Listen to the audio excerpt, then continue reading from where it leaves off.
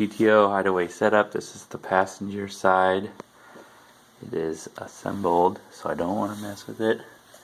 This bushing here is really key. It keeps everything pivoting, because without this it'll just grind on this bracket and really hang stuff up. These plates are actually supposed to be adjustable.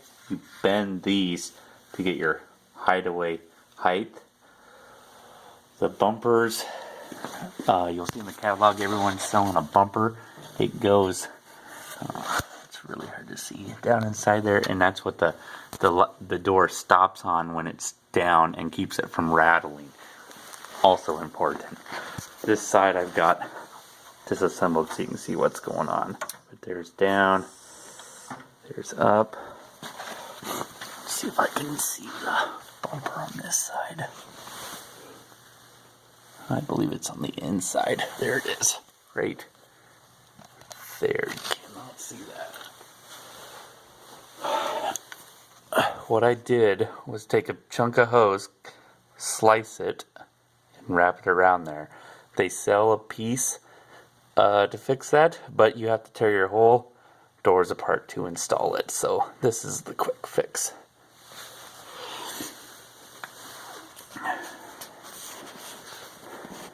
So this is OEM Hideaway headlight setup. This bracket is also adjustable here. This is where I was talking about the adjustment. That hole is slotted. I can go up and down to get this as close to parallel as possible and to get your full range of motion on your doors. That's where your vacuum deals. Hoses hook up. I believe this is up.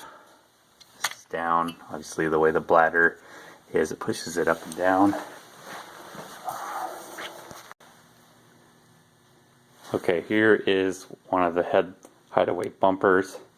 It's just a steel sleeve with a piece of fuel line on it, and it would go, come on camera, it would go right there.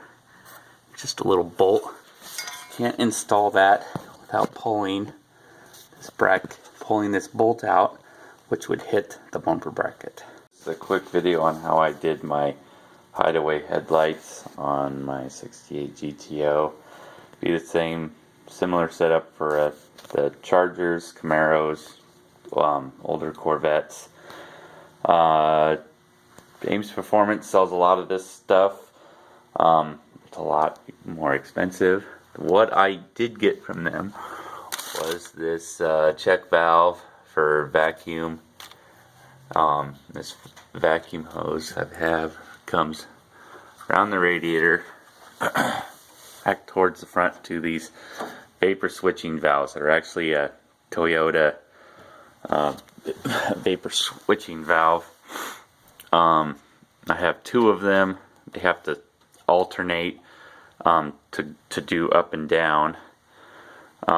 So they're linked together with some T's that I got at the parts store. So this is the up side, up, left, up, right, and they're both hooked to the solenoid. So when one of these is normally open, there's three hoses coming off of here. It's hard to see, three hoses. So this is the vacuum source. So it's going vacuum source connected to this side, and this side's plugged to force them up. And then when you turn your head, the way I have mine wires, when the headlights actually come on, it supplies power to this wire, and I have this wire going back and into this blue wire, and it goes back into the dimmer switch. That way it'll turn on when I turn my park. The headlights won't come on until I pull them all the way out, so I can run my park lights and have my headlights closed still. And then this ground I had on one of the actuators, so they both turn on and they just alternate. So then for down, the vacuum switches from this one to this hose, and then I have this teed to go to this one to block it up, and it's to hold it at that point, and then to the right up, or that's right lower and left lower, so it's going to lower the hoses.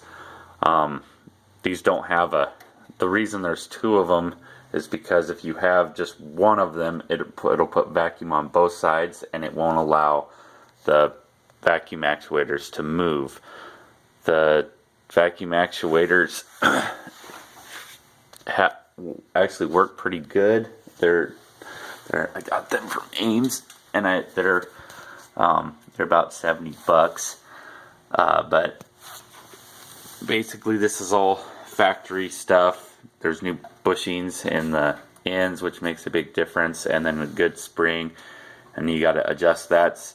So they should open and close by hand fairly easy before you go and hook this style up, or this situation up.